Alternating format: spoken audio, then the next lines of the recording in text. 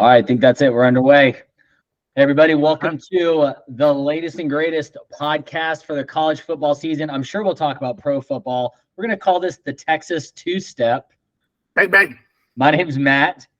Mine is Matt as well. This handsome fellow on the other side of the screen is also Matt. We are brother-in-laws, and as you can see, rivals in college football, which is it's probably how we first made our connection. I might say, I'm really glad you're wearing that shirt. I knew you'd be wearing a Texas shirt, so obviously I had to wear something on my end. But if there's ever a conversation for me to want to get involved in, to lambast, obviously the arch enemy, it's the forever conversation that Texas is back. Hope springs eternal. You have a lot of hope. In fact, we were having this conversation slightly over text, as I made the point that I think if you ask the average football fan, average, okay, not a diehard, maybe not the person that's reading all the stats one way or the other, the average diehard, who's had the better of the last 20 years, A&M or Texas, I think the average person says A&M because of recent history. Ugh. How many people are not going to remember 2005 or 99? Obviously, 99 doesn't count. That's out of the 2000s. But I mean, you're looking at not just 05, but 09. I don't even remember 09. What was it? Oh, is that when you guys lost to Alabama? That's the asterisk title. See, nobody remembers that. Everyone remember Vince Young, remember beating USC, which we are going to talk about, USC in the Pac-12, but age group, right? But triple age group. If you ask your 12-year-old fan, 12-year-old live in Texas, probably. I don't think you can name. I think it's overwhelmingly, the older you get, the more they remember 05. They remember the Mac Brown years. Yeah. And I think and you've got Johnny, sure, and we'll talk about Johnny in a minute. But I mean, I think you're going to see, well, there's obviously the prominence by being in the SEC. You do have a Heisman there. You've got more bowl wins. Maybe gone through one less coach, more NFL draftees. Trophy case. What? Trophy case. What do you got to show for it? Last 20 years. I don't think anybody's really walking around showing off their trophy case. It's really just the amount of jerseys you see on the street and who's in the and who's in the news the most. Now, given Texas gets their own right into ESPN, I can gripe about that too. I mean, yeah. If you listen to Johnny Doc, $750 million, because that's what matters in football. Well, it does matter. We're going to talk about conference realignment here, but when you talk about dollars and football, it's pretty astounding. So, all right. So here's what our goal is for this podcast. We want to hash it out. We want to talk about college football, just kind of like buddies, obviously brothers. I love college football. I am not reading every article and every page of the sports section on ESPN or whatever, one way or the other. I know what's going on, and I definitely have my own opinion. But I'm going to at least talk about college football, kind of like that average guy that definitely has his diehard favorite team and certainly an affinity for the greatest conference in the land, the SEC, which I know you've been trying to get into for a long period of time. And finally, speaking of money, finally your efforts are going to pay off. Better late than never. Hey, just keep following us around. Better late than never. I'll take it. Yeah, no, same here. Gosh, I've loved the sport for as long as I can remember, and it's about this time of year, as far back as I can remember, my eyes start to get a little wider, start to gleam. You can feel it in the air, right? It's getting close. Start to taste it. It's 105 degrees outside, but that fall is coming. It's coming. It is. It's on its way. No, absolutely. And I thought this year, with Texas actually being back this year, what better this time? Oh, it's happening this time. That's right. and why not? We always talk about it, face to face or text or at a tailgate. Yeah. The one thing, all right, as that fall is coming on, obviously in the state of Texas and the majority of the country, but particularly the South, we love when that fall is coming around, regardless if it's 105 degrees. But let me just go on a little bit of a tangent here, and let me say what grinds my gears. It's August. It's the first half of August, and it's over 100 degrees. Do we really need to let the Oktoberfest beer out already? I get sales and all, but I actually look at this as kind of like it pained me so bad to see an HEB this morning. What is that? Is it the 15th? We're in mid-August. This is still early August. Yeah. Now the true Oktoberfest is still like 5 or 6 weeks away, but there's just something about it. It'd be like releasing a Christmas beer in October, like early. And October. They probably do it. But early October, which I believe we've seen at one point or another. It's catch-22. I think to me that's kind of a hallmark of fall, right? When you see that, you see those orange labels, fall colors, and you can taste. You start to remember had the maltiness taste, again. And football's close, but. Yeah, to walk outside and immediately just break into a massive sweat. That's what I was gonna say. You can't drink Oktoberfest if you can't go outside for more for 10 seconds before you start playing. Or absolutely. If the heating index is over 10. Gosh, and if it's over 85, they taste so bad too. Yeah, it's right. You just can't get it cold enough. You can't. Right. You cannot. All right, football related. What are we talking about today? So I think football related. If you are a fan of the sport, you cannot ignore what's been going on the last couple of weeks with realignment. Crazy. It reminds me of like a presidential election. It's like nothing's really happening, and then right before it's about to happen, it's like this ridiculous news breaks out. Close, this is crazy. This is absolutely crazy what's happening in the Pac-12. No, I never thought. Brian texted me earlier today, and he goes, "Can you imagine? 15 years ago ish." Just when you're in the middle of your fandom, right? As in the teenage college years, you can't get enough. If you had told me, looking crystal ball, where we'd be at in college football right now, with Texas going to the SEC, that the rivalry wouldn't have been played for over a decade, the Pac-12 would be no longer there, Washington, Oregon would be in the Big Ten. No. Just wouldn't have been able to see it. No, it doesn't. You're right. If you were to go back 15 years, where USC, Leinart, Reggie Bush, massive program, just cleaning up. Yeah, no chance to think that the Pac-12 would just completely dissolve. The Conference of Champions. Yeah, I would say sure. The conversation around the Big East, or maybe the ACC, or. I think people have obviously been skeptical whether the Big 12 was going to survive post A&M's exit, Certainly. Which we can all point a finger at who started that domino. Disney. But absolutely crazy. No, the conversation about the 4 super conferences has been around for a while. Yeah. But there was, outside of the SEC, there was no conference that I think anybody was assuming was more stable and defined than the Pac-12. Right. It even geographically, outside of, well, obviously SEC and ACC, but it's the Pacific. Every team was just right there, right along the coast. It just made so much sense. Yeah. I don't really know that much about their TV deal. I was actually pretty surprised by the USC UCLA to the Big Ten thing, which I don't know. There you go. That's just chasing money, right? Yeah. Yeah. Well, the Big Ten had to respond after the SEC threw down or fired the first shot with Texas and OU. I think the Big Ten had to.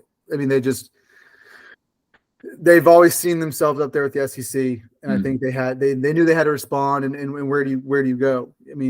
What East Coast team do they not have that would have made them relevant. The Notre Dame thing's always been there, but and probably will always be there until we die, right? I mean, Notre Dame's probably going to die on that hill. So from the Big Ten's point of view, yeah, getting 3 or all West Coast. I mean, literally east to West Coast makes sense. You mean getting into the TV markets? Yes. Yeah.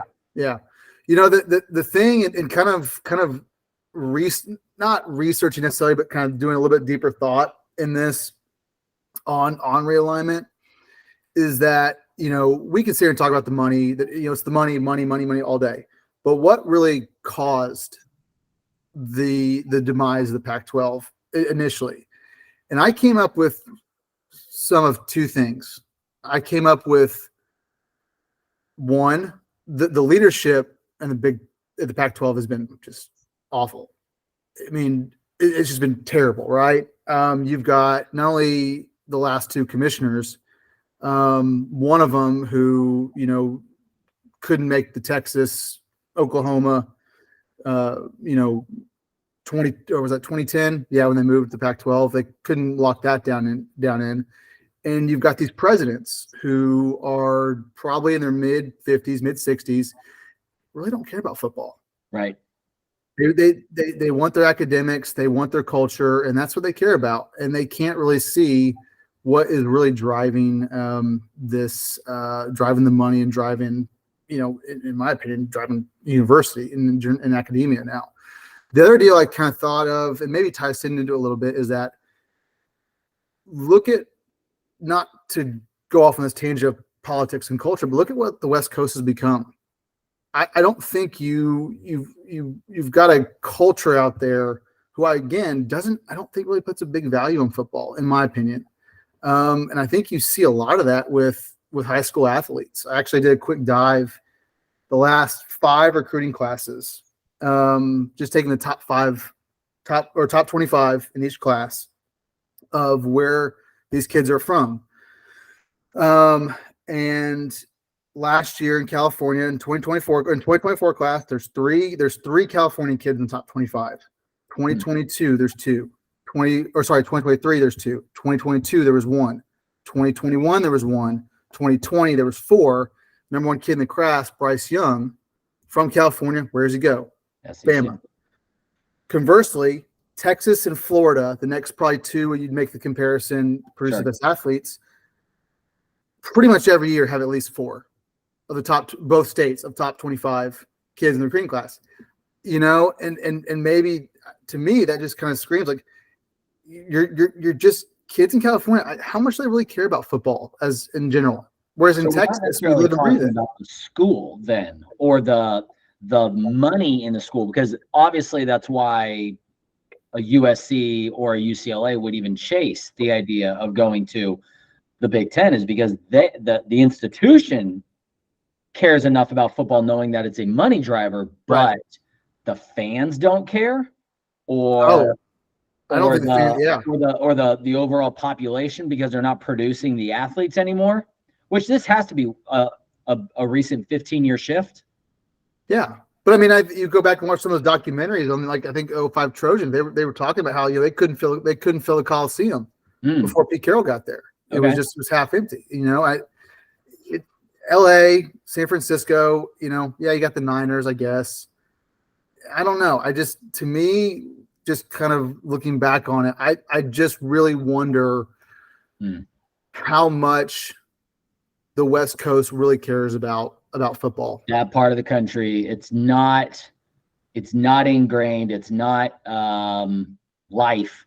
The way it is in the Southeast, the way it is in a lot of the Midwest, even a lot of the Northeast. And you can make the argument, sure, like it's amazing beaches, right? You're up in Utah, you're skiing. There's lots of other things to do besides football. Whereas, there's money, there's Hollywood, there's fame, there's tech. Yeah. Golf.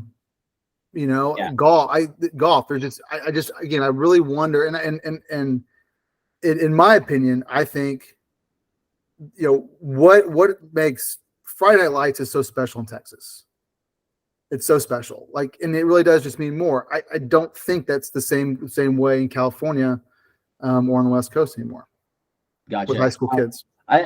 There's been the joke, obviously, when you're, in the state of Texas or you play in the SEC, we all talk about how it means more, but you can look at, just like you said, the stands at USC. We still see UCLA. Oh. Obviously, schools like Washington State or Oregon State. Anytime, it's always been odd to me. They could show Oregon and there's like no one in the stands. And I'm thinking, man, with all of that money, with all those facilities, with all of those jerseys, with the ability to get players the way they have in the past, where it's just like fair weather. If they're good, there's fans. If there's bad, there's not. And like we grew up with an area where, all right, a bad year, there's not as many fans, but it's never 10%. No, you're still getting 90,000 plus in those stadiums. Yeah, I think UCLA has been embarrassed by the emptiness of their stands over the past few years. As they should. But I don't understand necessarily what they expect to change just by going to being in the Big Ten. I don't think it gets their fans in the stands. It's not like they were playing boring teams. I think, to your point, they just don't care about football. So what are they they're gonna show up because Ohio State's playing in Brentwood? No, yeah, I really don't. I mean, but I think it goes back to the current state of what it is, which is money. Yeah, so they'll get the TV deal, they'll get the share, the revenue share, and I'm sure, just like I'm sure that the USC, even though it's private, I would imagine that USC UCLA sort of almost had to go in tandem. I can't imagine the Big Ten if they, yeah, sure, we'll take you USC, but we really don't want to take UCLA, but if we have to take UCLA, yeah, we'll take it. Well, very, very similar to how a Texas OU might have been the package deal as well. Oh, yeah. They kind of just come together. I mean, I think you could probably see if there was more moves around the country, like, I don't know, would an Ohio State not go anywhere without Michigan? Doubtful. Of course, you might have said the same thing about an A&M Texas 20 years ago, and certainly that showed not to be the case. Yeah. But let's talk about, I mean, if you even talk about rivalries, while the interstate rivalry was something between A&M and Texas, that game would not have created as much revenue for a state or even a TV deal network probably as the Red Bull. Just because of what that is at the state fair. And the Pac-12 could have gotten from my understanding, the Pac-12 could have gotten essentially the same equivalent to what the Big 12 deal is now a couple years ago, and they turned it down. And so you've gone back from 2010 when that whole deal fell through of becoming the Pac-16. You had a TV deal essentially done a couple years ago. You turn it down, and now all you're left with is Apple. Yeah. Apple TV. Yeah. And I can't blame the Arizona schools, the Four Corner schools, wanting to do what they did. I just can't. It's just the incompetence of leadership, and I think ultimately culture. Though, if you kind of like look at the problem and you do try to go upstream and identify maybe what started all this might be something that's worth talking about. I think you could talk realignment forever. We could go into the ACC. We could. Obviously, there's going to be probably weeks where we talk about whatever happens with the ACC. But we do know that Pac-12 football has been far less viewed over the last 15 years than any other conference, just because of the times that they play during the day. Dark. And if that's even the case, then that means less viewers, which means less people writing about it, talking about it on podcasts, less attention overall. Right. Part of the reason that so many people go to the Texas games and the A&M games and these big school games is because they're in the papers all the time. ESPN is covering them all the time.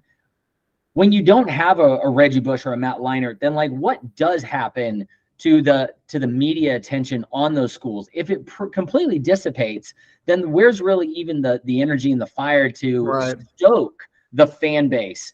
And I think that then even if they're playing at night, then you're asking kids to go to games at 8 o'clock, 9 o'clock at night instead of noon, which probably just gets the whole thing going.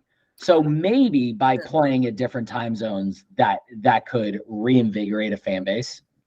Well, I heard someone say a couple of days ago when they were talking about realignment that when the NFL came back to LA, that was really going to hurt the overall LA football scene, especially with USC being that for years they've been, that pro team, which I think is why like the whole mystique of, the Pete Carroll Trojans, when they were so good, why they did get so much pub, why they did get so much hype from Hollywood and all that was because that was a professional team.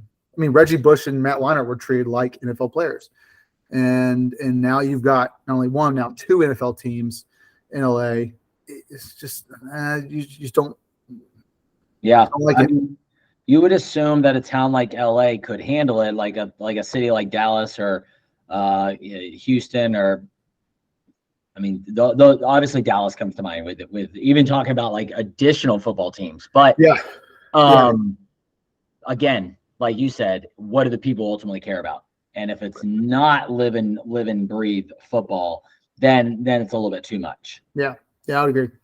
Yeah, again, like I said, we can talk about realignment all day. Ultimately, it's for me, it's sort of sad because growing up in living college football, when with the Pac-12 and the Big Ten, with those Ohio State teams early on, and the Big 12 was so solid, and then you had the SEC come on. Even what year was it? Like 07 when the Big East, made its run. Yeah. Like it was, it was so neat to have those sort of like regional, biases and my area is better than your area, my conference, and now we're really getting away from that. And this is I don't know what the perfect situation is. Is it for major super conferences? Is it back to kind of just the regional type conferences where maybe it is that, and then it's an expansion of the playoffs. Because I don't think we're ever going to go back to the BCS. I don't think we'll go back to just the AP number one and call it that, just because you win the Cotton Bowl one year or something. So no doubt the playoffs going to expand, but too much money. I don't know how you can just have. I mean, what would this be? SEC, Big 12 obviously isn't going anywhere now, which is kind of crazy with bringing in some of those Pac-12 teams, but the Pac-12's gone. So then the Big 10, and if the ACC sort of implodes as well, that probably just means that the Big 10 and the SEC get bigger. And then now we're talking two super conferences, right? It almost like turns into a North and a South. Yeah, I mean, you add Clemson, Florida State to the SEC. You can't tell me that if a one-loss guy comes out of that conference that they're not, or I would even say like you make an argument for a four-loss team coming out of that conference is not better than than a TCU one-loss champion in the Big 12. Like, I mean, at what point, like you're just not, it's just not comparable at that point. That's where this eyeball test thing doesn't really work for me, because I mean, I've kind of been a dogger on the Big 12 ever since A&M left the conference. No joke. but here's my point about like these one-loss teams based on the eyeball test and just trying to factor in strength of schedule. I thought last year's national championship was an atrocity. It never should have happened. And I think the only reason it happened is because exactly like you said, was like, oh, you have a one-loss TCU team. The same thing happened with Notre Dame against Alabama in 2012. Shouldn't have been there. Yeah. And I do think that's like, you can pad your schedule. You can also be in a really soft conference or get by a couple teams early on before they get good. There's got to be a way to actually get the two best teams playing in that final game. What in my opinion, and we probably spend a lot too much time on this already. I think when it comes to with the playoffs, we're not going back from the playoff. There's too much money. It's enjoyable. I enjoy it. I don't know if it's killing bowls, but we've had some pretty good games. Certainly you can make the argument that the playoff has de-emphasized the old sort of BCS extra bowl model. Right. Really, who watched Tulane versus USC in a January 6th bowl? I didn't. No, you could be right about the January 6th bowls. Like it's not as special. I just want them to see if they're going to move to 12. Fine, move to 12. I think personally the number should be 6, although that was pre Pac-12 everything. But if you're going to move 12, move 12.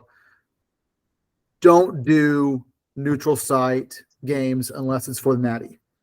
Have on-campus playoff games. Home field advantage if you earn it. Something like that, or just for the fan experience, being able to go to a big stadium for a semifinal game, to a shoe, or some other, the Swamp, whatever you want to call it. Go to one of some of those games, some of those campuses. Like don't have, I just don't want to see a game played at Jerry World for a quarterfinal and then down to Miami for a semifinal, and then I personally don't want to see that. I wonder how the players actually feel about it, and this kind of makes me come up with the question: did you see Missouri's football coach, his statements last week regarding, and the thing is, I don't know his name, so like sometimes with the guy who's irrelevant, Dinkowitz or something like that, huh? Was that Dinkowitz or something, or? I know he's kind of newer there, but it's Missouri and the SEC, which everybody forgets that they're even in that conference at this point. But his statement about this whole realignment thing, all being decided by basically revenue of football. Drinkwitz. Eli Drinkwitz. But he's not wrong that the football players get to fly private most of the time, and they get catered to, and they have NIL deals, and like they're the best on campus, so that they get all the special treatment.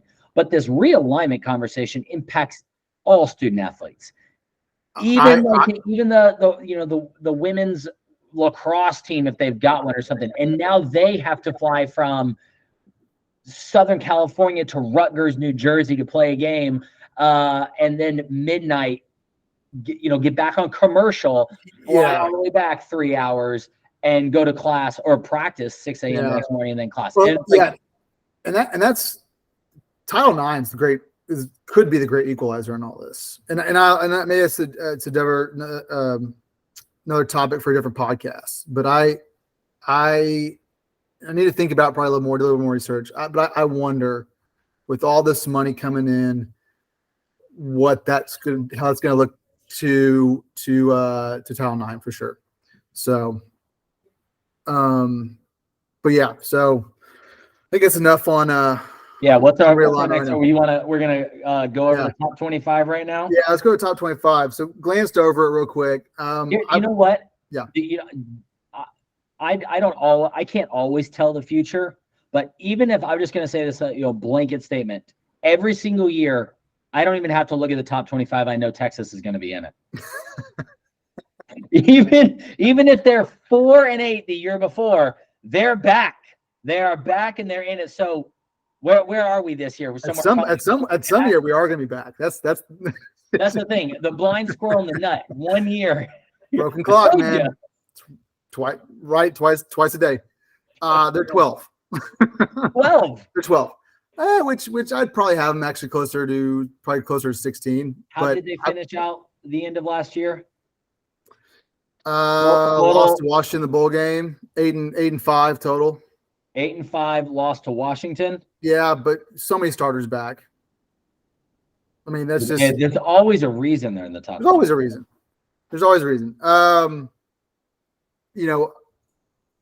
UGA being number one. Anyone who votes UGA number one or not number one at this point, I think, is retarded, or you're just trying to do something different, be contrarian. Say that on a podcast. I probably can't. It's a podcast. It's freedom of speech, right? No. The things that could stand out to me, Tennessee is interesting. I talk about going off prior year reputation. You lose all your playmakers. You lose your quarterback. Tennessee being at 9, I thought was a little too high. I thought Bama was getting a little high in reputation, losing your best 2 players to the draft. The interesting thing to me is you look at a team like Wisconsin. I think Wisconsin was like 21. Wisconsin's not even changing a new coach. They're changing a whole new identity for a fan base, for a school, for a football program that's been the same way for 20 plus years, probably longer than that. And you're gonna rip up the roots and plant new trees. I really wonder if Wisconsin's in the top 25 at the end of the season. Now their schedule's pretty easy, so we'll see about that. What did they finish last year? 7-6. They were 7-6. I was gonna say, I think Wisconsin has been disappointing over the past few years. I feel like they've done this. They've started them high with high expectations, and then they just kind of like fall apart. Yeah. Well, they'll be interesting to see if that brand of football, wide open spread, can work. Work with that culture, that fan base, that just up there in that weather. I'll be surprised to see that just from a national fan perspective. Well, I'm expecting the fans are probably excited for it. I mean, the win it in the trenches, smash mouth football. I think both of our schools have gone through that style of play, and you're watching this, attempt to gain 3 yards. Or I'll remember the Coach Franchione years where it's just the option all the time. Right. And it was like, come on. And then you would play like a Texas Tech and Mike Leach air raid offense, and they're just airing it all over the place. It was like, I want that. Like, we want points. So I'm expecting that you've got Wisconsin, who has Wisconsin must feel like the redheaded stepchild to Michigan and Ohio State, right? Wouldn't you assume that's kind of like the feeling? Like, they don't really have – I mean, when you think about the Big Ten, I think everyone thinks those 2 schools. And obviously Michigan State wants its position against Michigan. And Penn State, I think, probably feels special enough. Like, I don't know that Penn State needs another school for identity, but Wisconsin, their big thing is they hate Michigan. And I think they'd love to just beat Michigan or Ohio State and be one of those 3 states, those 3 state schools. And Wisconsin just hasn't really performed. No, and I if Wisconsin's the redhead stepchild, though, what does that make Penn State? I feel, Penn State, man, where would they be without either Michigan or Ohio State? Especially Ohio State. Where would Penn State be? They would be up there every year. I mean, every year I think they'd be in that playoff conversation. You just get stonewalled by Ohio State all the time. So, you're looking over the top 25 again. These are preseason polls. Like you said, like, how many times has Texas been ranked? We finished unranked. The last 2 years, Aggie, top 10 team. Where do you finish? It's just, if they came out and said we're not going to do polls until October, I'd be fine with that. I'd be totally fine with that. You're still going to have people do polls, though. Oh, absolutely. But ESPN should have a poll. I don't know about the AP. Like opinions are okay. I don't think there should be anything official. Man, but the rankings are so ingrained into the college. Everybody expects them, sure. Yeah. I mean, that's up everybody for disappointment too. Now, with all that being said, things happen. You lose a quarterback. And whether you could be a top 10 team, and I feel like this has been a bit of A&M's issue, even going back 2 years ago, where if the backup's no good, you're in trouble. And we've had some average backups. Well, he who shall not be named that came in for Colt McCoy in the 2010 national championship game.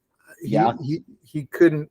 He was a can't miss. I mean, he was the prospect. Right. we were just gonna go Vince Young, Colt McCoy, Voldemort, and and look at him, right? And he just he ruined the program for but he transferred out, right? He went to SMU, I think, and was pretty good. I think he was still in the league. I think maybe last year he was. And that is something that happens. Pressure of big schools. It's not just the talent that you were in high school. But going back, I remember that I vividly remember seeing that SI cover in 2010, and they were number 4, and I won the first game, and they went all downhill from there. It was GG, right? Yes. Yeah. Okay. I mean, not that I remember all Texas quarterbacks, but yeah, I mean, every time there's a big name and I'm thinking, well, this I hope he's not that great. Fortunately, that's been in my favor over the last 10 years or so. Yeah, it's a good one. It's a good one. Oh, and then we got Case McCoy. So. You guys have gone through a string. You're probably on your better set of quarterbacks. With who is your boy that Sammy Sam? Yeah, Sam Ehlinger. Yeah, Ehlinger. I mean, he was decent.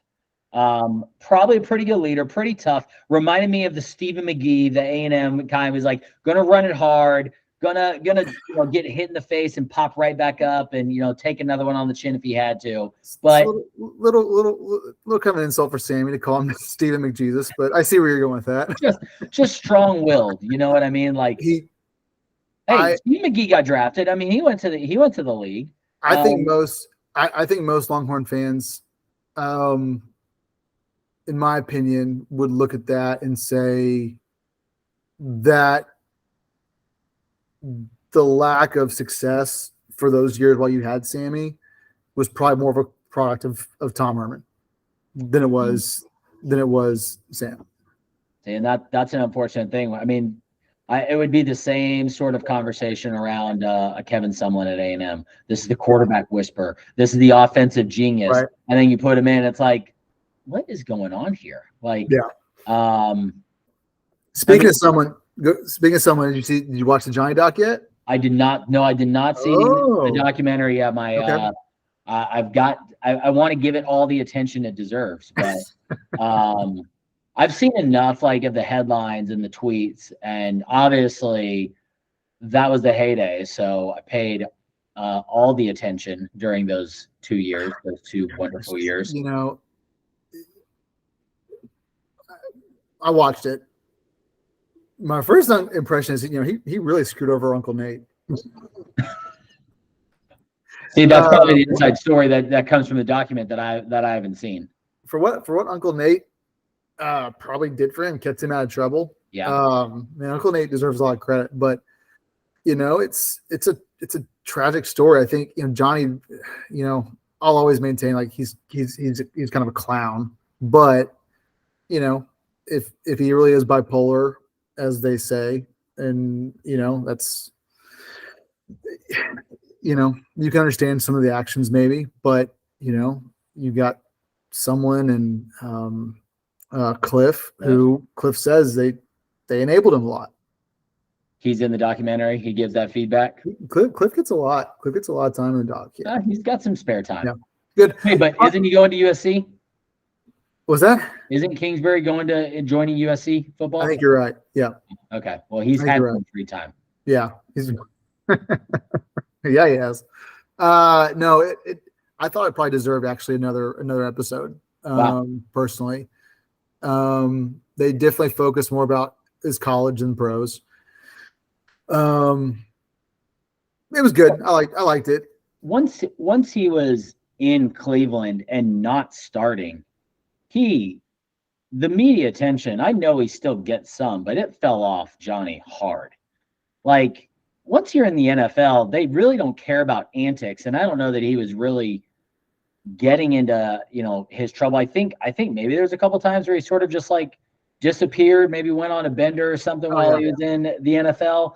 But I think at that point, it's not cute. So nobody cared that Johnny Manziel disappears from a training camp and then comes back to sit on the bench in Cleveland. That's not the same story as he goes to the bars on Northgate during Halloween, and then the very next day, destroying Mississippi State or something. Like, there's just no story there. So I think the media fell off. Obviously, there's a lot more to cover about his college years. Did you know that he, that they make a big point that in the doc that how he came from all this oil money? Yeah, and that's why he was flying private, getting his cars, right. And at that time, I knew he didn't come from oil money necessarily, but I thought his family still did really well as like car dealerships or something like that. And I don't know, what did you know? Did you know anything about that time? This was 2012, so like the iPhone had been out for 3 or 4 years. Like social media was not nearly blowing up, so the information spreads so much more. But like, it was a legit magazine article or something written up where his dad was interviewed. Yes, they owned a car dealership, but I remember the story was like his grandfather was a prize boxer, like from Lebanon, and they had done well. And then they did own ranch land out in East Texas, which had been drilled on. So they had a whole lot of oil royalty rights. I mean, I used to work that area of the state in the oil industry, and I saw the name Manziel come up often in certain areas of Northeast Texas. So I'm looking at like, oh, there's the oil wells on the family land. Now, you never know what that means, but I particularly remember a quote by his dad saying he has enough money, or there's enough family money where he never has to worry about money, was the statement. So not that it was coming from car dealerships, but there was family inheritance around that. Now, that was when they were kind of in that Northeast area, but obviously they had moved to Kerrville, the family themselves. And I think that's where his dad owned the dealership. The car dealership. Yeah. So that's all I really knew. But what also, it always seemed to me was there were the rumors of made $3,000 or $10,000 kind of thing. But it almost seemed like the lavish lifestyle he was living was far more than that. Right. So obviously there had to have been family money. Yeah. That was how it kind of seemed to me. Yeah. Like I said, good doc. Probably need another episode, but watch it. You can comment on it next episode. Yeah. Yeah, no doubt, though. You're just kind of an average guy, 3-star quarterback from a very small town, and you got some talent and not a lot of leadership and guidance. Like, I would think he, under a Sumlin or a Mike Sherman's the one that recruited him, would have played out differently. No doubt, enabled and just let him run wild. And that was a style of play that the SEC really hadn't seen. No. He was pretty incredible. Tons of fun to watch. Yeah, and you look at Mike Sherman quietly stacking first rounders. That's doesn't get talked about a lot. No, he didn't get the credit he deserves in regarding being able to build a ridiculous O-line. Yeah, almost had a little bit of a Bill Belichick in him. Just kind of like, I mean, where does he find a Mike Evans, for example? That's a 2-star recruit out of Galveston. Yeah, crazy. Yeah. Top 10 receiver in his 12th year in the league, I think. 11th year in the league. Still he holds the record for like most 1,000-yard receivings. Crazy. Most 1,000-yard receiving. Super talented guy. But no, there was some crazy receiver talent on that team. At the same time, I think a player like Johnny makes everybody play better. It's like one of those, just like when everyone's on fire on a basketball team, everybody's hitting buckets. It was like that. He literally could just lob stuff up and people are pulling catches in like crazy. How much luck though? I mean, like how many times did you see him just I know. Lean back and throw it up, into was the Arkansas game. I think I remember vividly him just about to get sacked, closing his eyes, and throwing it up there. No, that was the Alabama game. He's back like 20 yards, getting drugged down. He tosses it, and it's like, guy's name was Pope, like 1 out of 4. But that's kind of what 4 defenders all going up for it. That's what I mean by like, it was like he's just on fire and everybody was just hot. And you know this happens in sports. This level of confidence just comes out of nowhere, and you almost feel superhuman. You just play way better. They just had that. Well, you know, they talked about how, you know, like you watch, you know, I remember here, you know, people, you know, why Vince Young? Well, I was Vince Young always making corners. I was Vince Young always be able to beat people because people didn't think he was that fast, right? Yeah. He's 6'5" long. I wonder, like, Johnny probably doesn't look like he's as fast on film as he actually is on the field. Sure. And just however he is, and that's took him by storm, like you said. Praise Liberty. No, I do need to watch that one, obviously. Yeah, but still a clown though. Forever hate list. Him and Baker Mayfield will always be at the top of the punch list. Yeah, Baker's he's definitely got his character. Yep. Unique character. All right. Good first episode. Yeah, that was good to talk about. So, well, what are we out? We're 2 weeks out, just a little under 2 weeks. Well, it was Earl Campbell Day from kickoff for Texas fans, so 20 days out. All right. And so we'll listen to that. Yeah, so about 2 weeks for week 0. So once football starts, we'll start doing a kind of a pregame mini episode, maybe Thursdays, and then we'll do this on Sundays. Yeah, I like a recap, kind of a short recap, and then recap and a preview. I like it. Sounds good. It. It was fun. All right, dude. Well, and I'll talk to you later. You got it. All right. Go dream about being back. See ya. Later.